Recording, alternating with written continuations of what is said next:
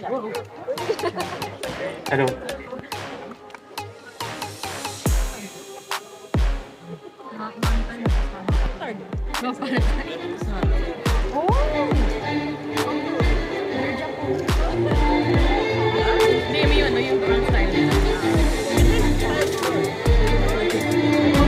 Ang haba nung isa, longbow. Oo, yun o. Oo.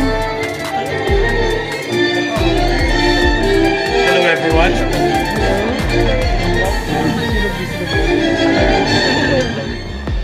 Okay, hello everyone. I am Sir Dean Paras, the representative of Historical Archers Philippines. I am emulating right now from the Romance of the Three Kingdoms, Guan Yu, and also Liu Bu, the Fearless Warrior. Okay, so on behalf of Historical Archers Philippines, I hope you guys enjoy this modest show.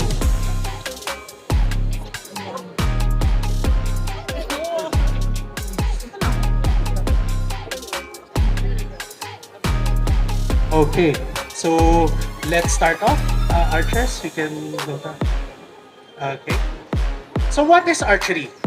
Archery is the art of shooting arrows with a bow. For archery, there are three main components. The bow, of course. The arrow, right? And last but not the least, the archer. For how can you shoot an arrow without someone pulling the string?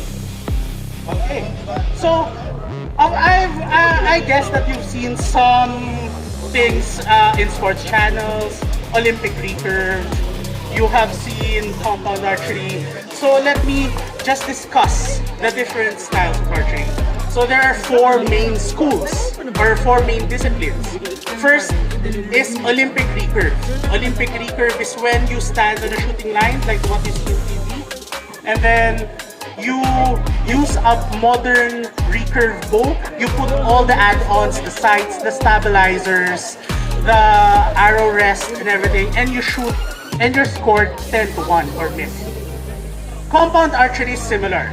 It uses a compound bow, which is a large or like a heavy bow that has a lot of cam system, gears.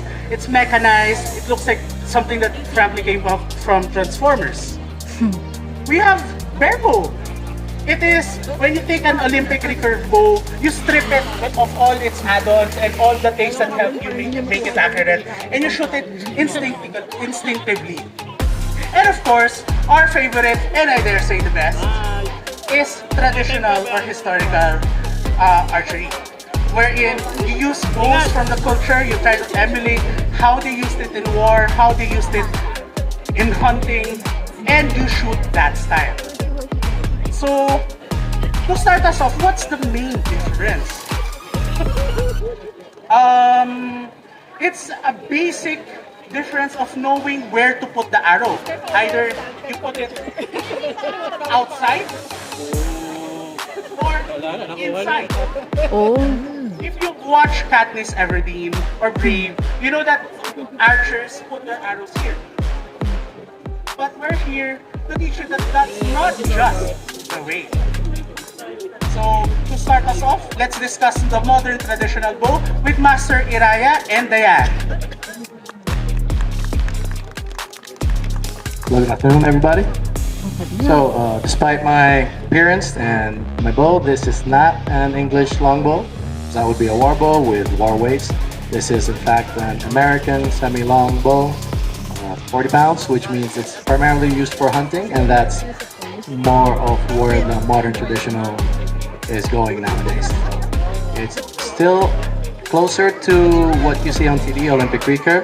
The main difference compared to my friends over there, we draw the bow using our 3 fingers, and as he mentioned, we still put the arrow on the inside of the bow.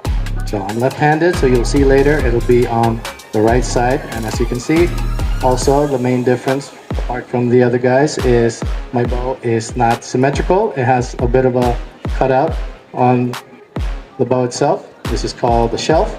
It helps you center the arrow a little better, and it helps hopefully the arrow fly better and you be more accurate. I'll demonstrate.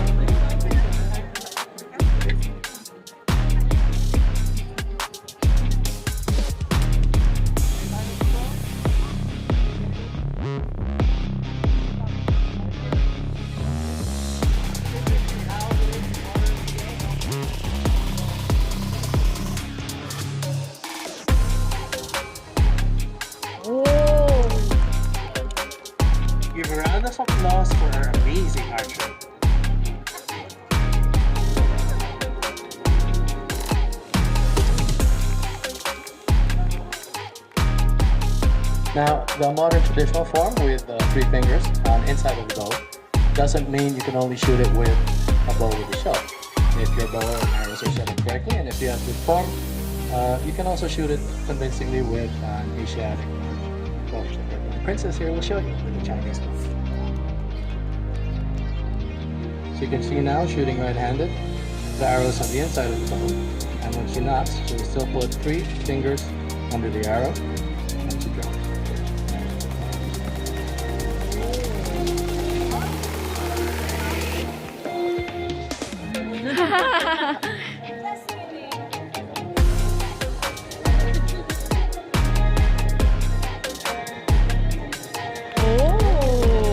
Thank you.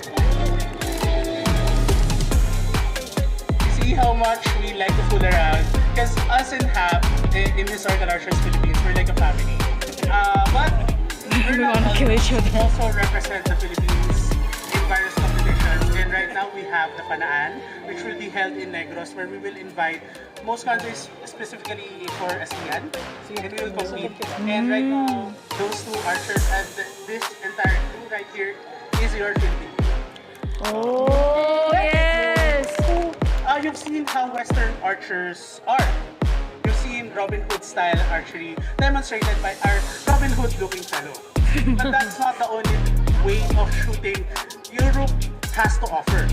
We have from the Slavic side, from the Eastern European side, and the Mediterranean, the Turkish. We have what we call the Slavic draw.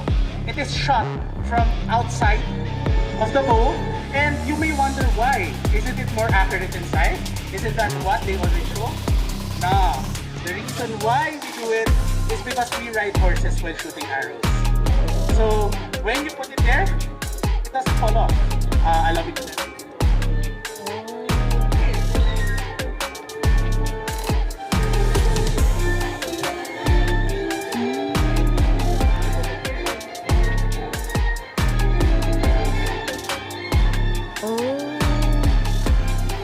Easily secured, easily shootable. So we have Master Cheto to discuss the Slavic draw.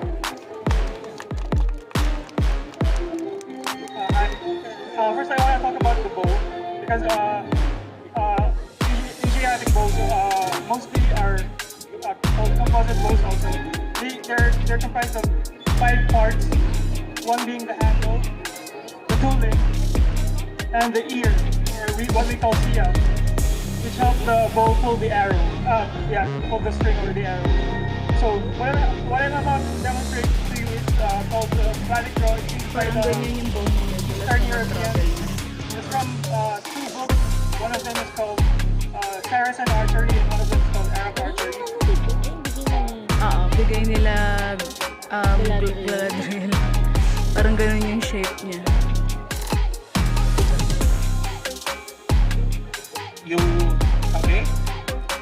First, you secure the arrow on the bow with your finger, and then you pull it with 2 or 3 fingers. But of course, we don't point at the audience because, as usual, archery is a safety thing.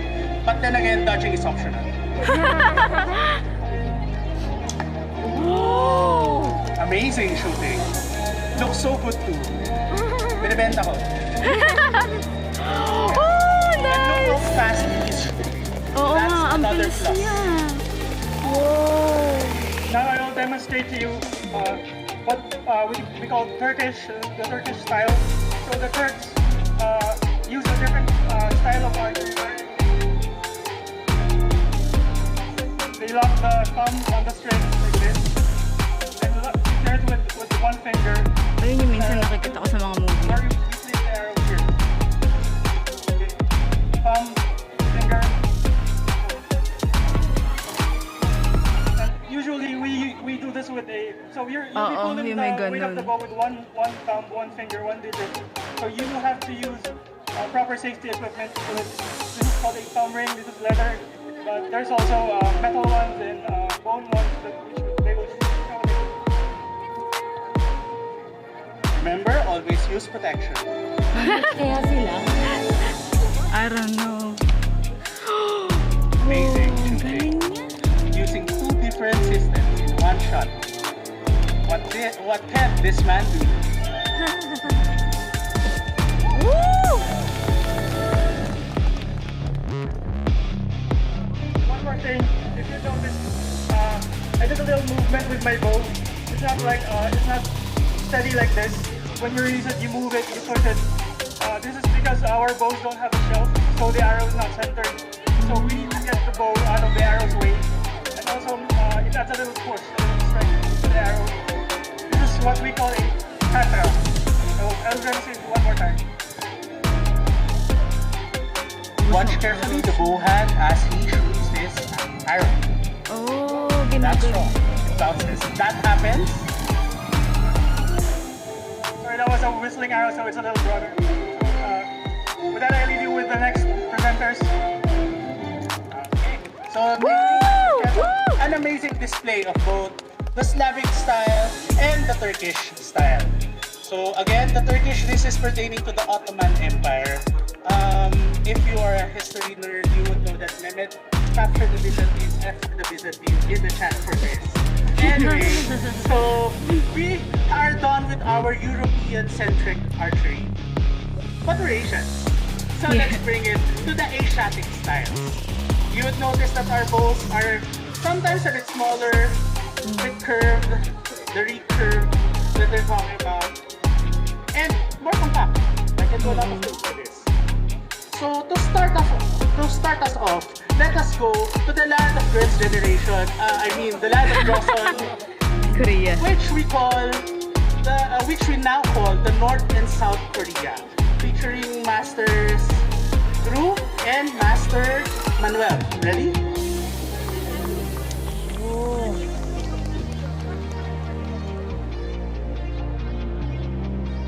Okay, good afternoon. So we are 안녕하세요.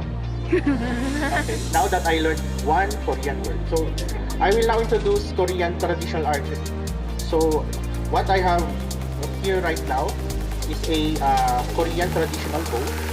So it is a compact, small, light, Nasa and linya nung isa. but its drawing it's heavy.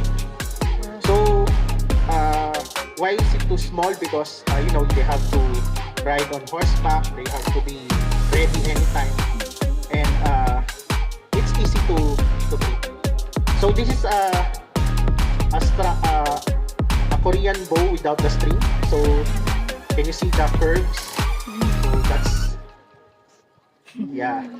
beautiful curves. So this is what makes the Korean bow different from other Korean other style of archery. So we also do thumb release. So we use gakji or thumb rings. In Korean traditional archery there are two types. It's called sugakji and amgakji. What I have right now is amgakji or the female thumb ring. The male thumb ring is like this one, and they pull it in a different way. So on how to draw the bow, the ancient texts tell us that the bow hand, using this, you should push the bow like you're pushing a high mountain, and you should pull the trigger or the string. Sorry, pull the string like you are pulling the tail of a tiger. So, and then we do the Korean traditional archery. We do this competition in 145 meters. Wow. In reference, this range is around 5 to 10 meters. So 145 meters is shooting right there past the Queen State. What the?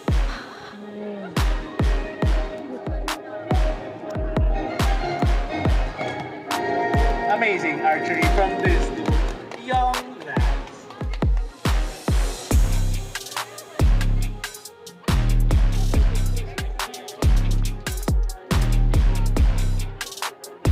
Push and pull. Pushing pulling the tiger.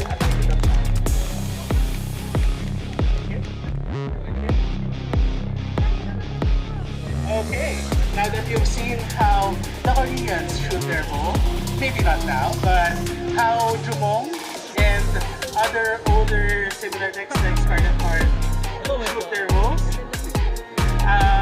let's go to my favorite. Let's go to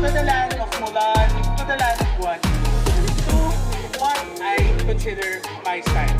So my style is Gaoyin style from the Ming Dynasty of China. Together with Carl, we will demonstrate how we shoot our bows. So first, before we start our shooting, I want to discuss the difference of our bows. So right now, Master Carl, can you show our bows? Look at this part. This is called the skia. It's very long. This is what you call a changshao bow. So it gives stability in shooting. Sana all may stability. And this is a xiao bow. It has a smaller skia. It's the same actually as our Korean bows. Because remember, China was the better dynasty that time. Yeah, also in half we like to dig on our other archers. It's what we call our sibling rivalry. So this bow is more focused on speed, distance, shooting as we've shown a while ago, and you'll see how fast it zips. Gaoyin style is all about not moving. It's about patience. It's about slow, methodical shooting without moving other parts of the bow. Unlike Turkish archery, which uses katra, which throws the bow like this, we can't do that. We believe that if you move this bow, then the arrow trajectory moves. You change all the axis, and you're stuck with an arrow that flies not straight. So what's the solution? You just move your. Okay, so allow us to demonstrate.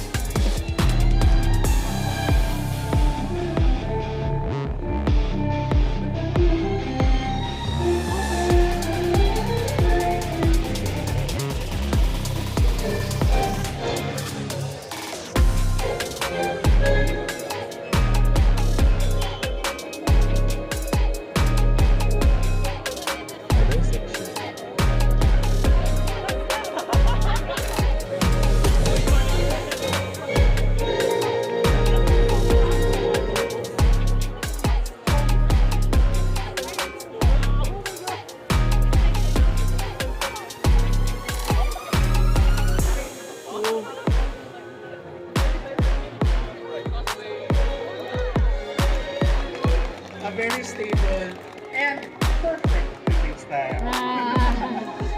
Okay, thank you, Master Guard. So, sadly, as all empires do, I made this joke yesterday, but as every empire does, the Ming Dynasty has to end. We were broken and defeated by our next archer, which is from Manchuria. And you may know it as the Qing Dynasty or the Manchu Dynasty. It will be presented by Master Jason, and while I don't like them, please respect you. So, I am representing Manchu, or like you said, the Qing Dynasty. Wow, ganda ng Manchu, bow niya. or Qing bow, again in reference to the Qing Dynasty. They were the ones who conquered the Ming Chinese and were the last dynasty of China. Which is why if you watch like some old movies like The Last Emperor, you're gonna see people holding bows like this. Maybe a little bigger, this one's kind of small, but still. You can't tell though, in comparison to some of the other bows, and definitely the previous ones, it's a lot bigger. Another big difference of the... Still, mainland is the biggest. So, some of the biggest differences. One, it's got these seals. If you can't tell, they're a lot bigger. Like even compared to the Changshao that we showed earlier, it has longer seals. They are also pointed more forward in comparison to the string. You can tell there's a steeper angle here. And it has these string bridges. Now this, joined together with this, it helps increase the tension, giving a little more punch when the arrow is actually released. And it makes it easier to draw later on when you draw it further back. Which is why it's also sometimes called an early compound type bow, because it has a compounding effect, making it easier to draw the farther you pull it back.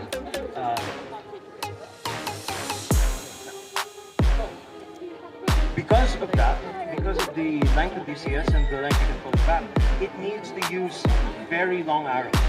Now, just as a comparison, this is a typical arrow compared to some of the others that they have been using. This one's actually a little bit longer. And you can see the size difference in terms of the thickness as well as the length.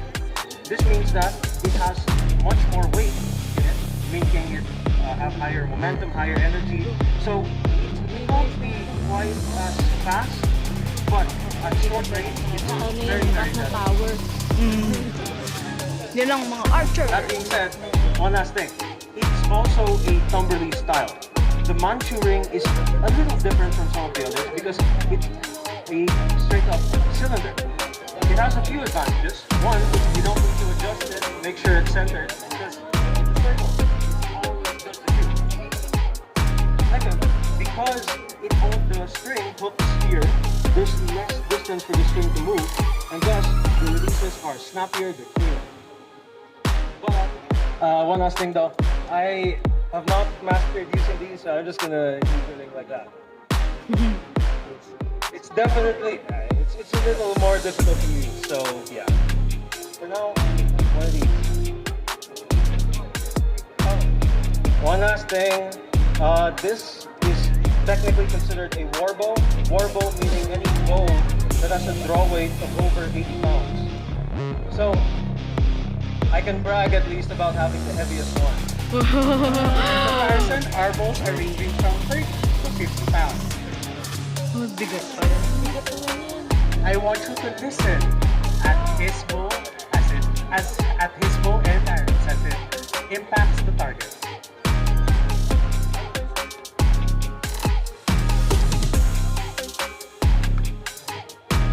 Did you hear that? It's May snap. loud.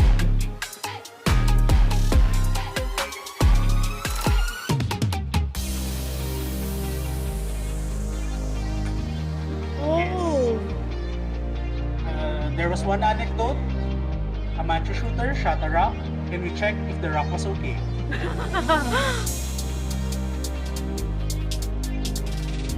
Oo. Yes.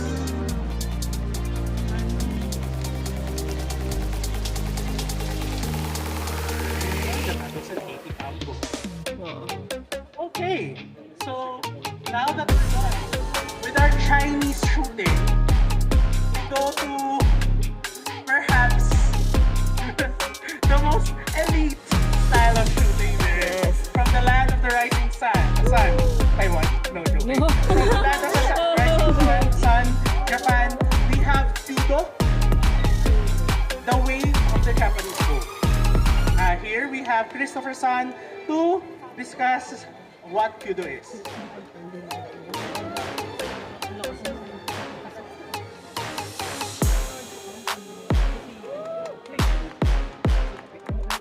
Ganda ng bow niya.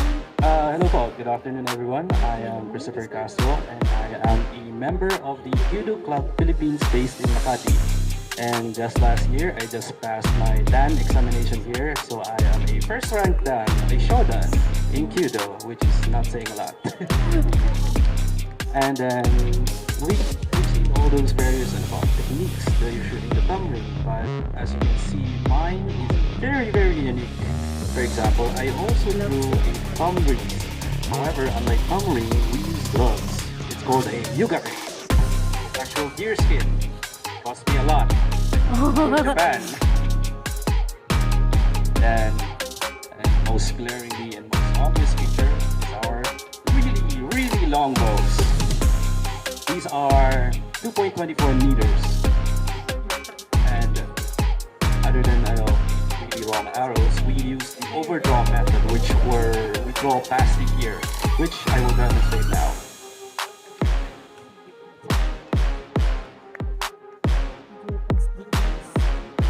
Christopher will be discussing everything from So this is the Shaho Hasetsu, which is the eight steps of Kyudo. They have Japanese name, which is in myself. Right now, I don't have it.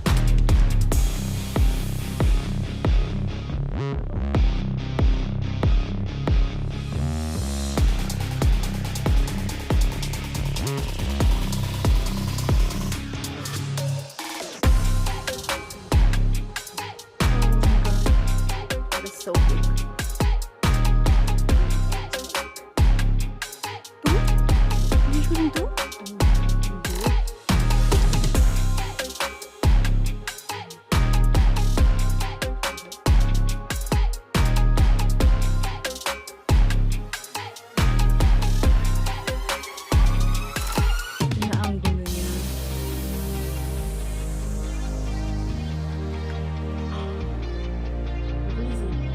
Above.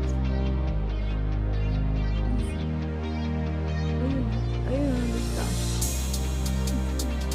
Nagka-camouflage.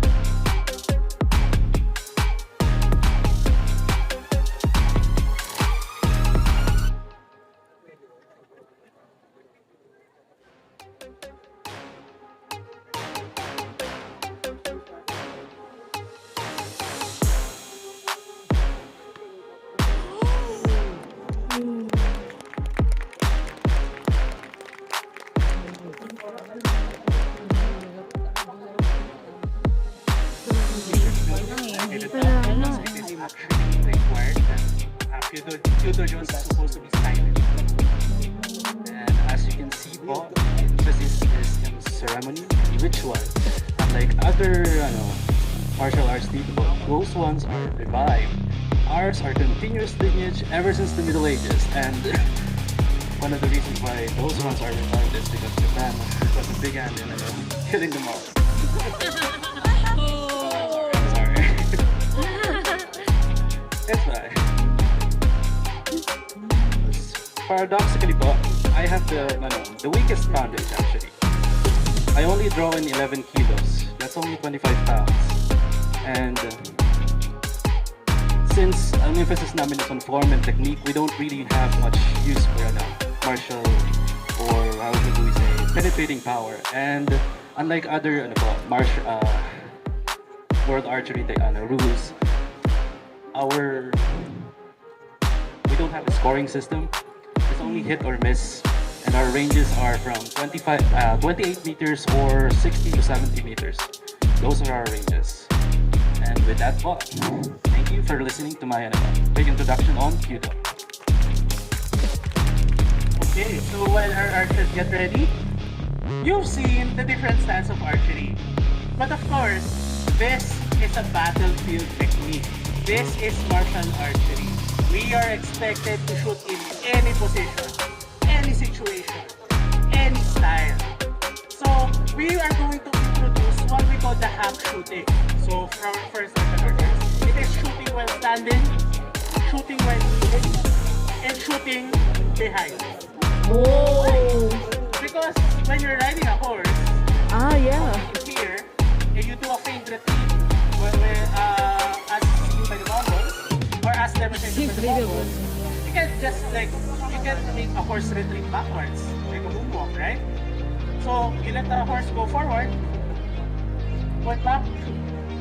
Easy. You pick them up, and you're still retreating, and then you wheel around. So with that, archers, ready? Can we present our form of shooting?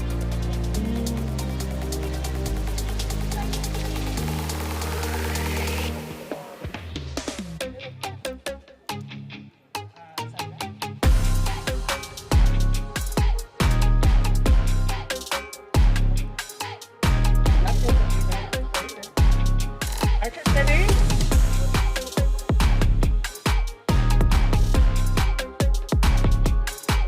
As usual, the Kyudo card needing extra. Ready? Loose.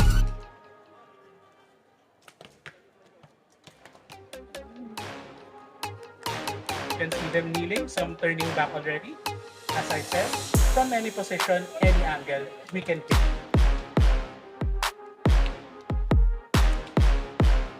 Again, dodging is optional.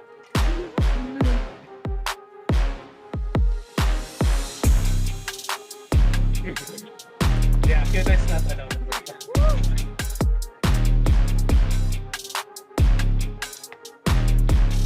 Amazing archery, right? So as they pick up their arrows, archers, you may repeat. You've seen how archers perform as an individual. Again, this is war archery. and all archers form one unit. So today I will demonstrate to you as their company commander. I will demonstrate volley shooting, where we will form two ranks, and I will give the command knock, aim, draw, loose, and they will shoot on command. Yes, this is how archers were actually used in war. You have lines of 500 or so, maybe 1,000, all following one commands, where you say "utte" by the Japanese, or "fire" or "loose" by the Englishman. Archers, are you ready?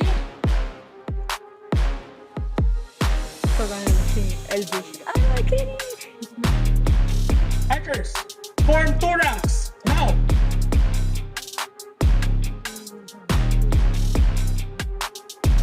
Archers ready? First round. Ready? No. Aim. Draw. Loose. Oh. Round two. Move. Archers ready? No. Aim. Draw. Loose. At ease.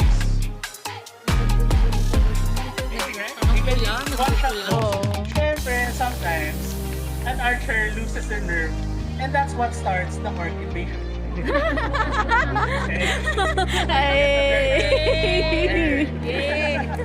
Okay, so Helm's Deep. Helm's Deep. I told you And before. so it begins. Sadly, I can transform into a horse, so I can demonstrate it to you. But we do mounted archery. Next, we will show you a form that we used while we were mounted. It's called the Cantabrian circle. It was like the machine gun of its time. So what we do is we form a circle, and we go around on our horses, and the ones in front shoot their arrows, with the archers behind prepare to take. So we will demonstrate 2 laps. With Oh, don't shoot me. with the first lap being, with 3 laps, with the first lap being a practice lap. Each archer will be Iraya. Everyone, archers, arrange into circle.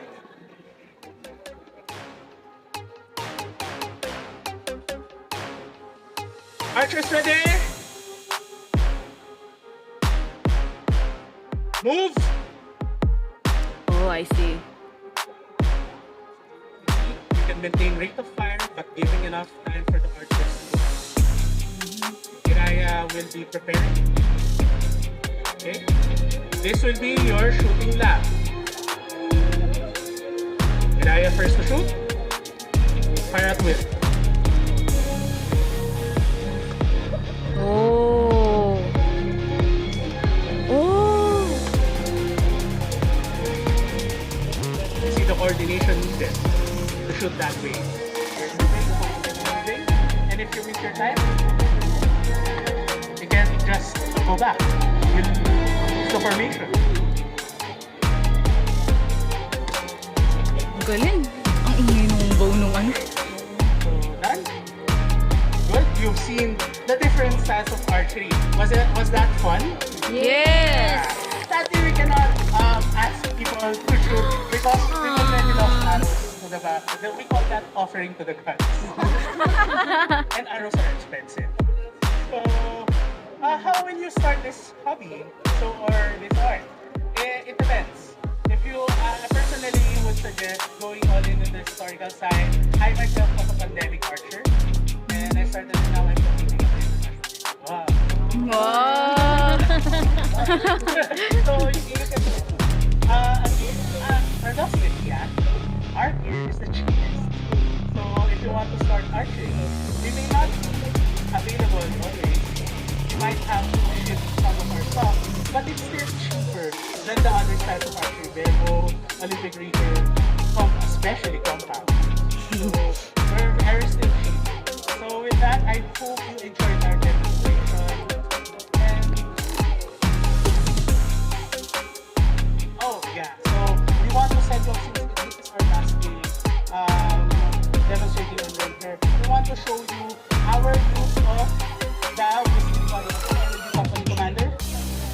this is when you change the normal arrow. Look at the tip. This is how we signal. You know, from games, the different types of arrows, we actually do that in real life. This emits a high pitch when it's shot, and it would be funner if we can shoot up. But then again,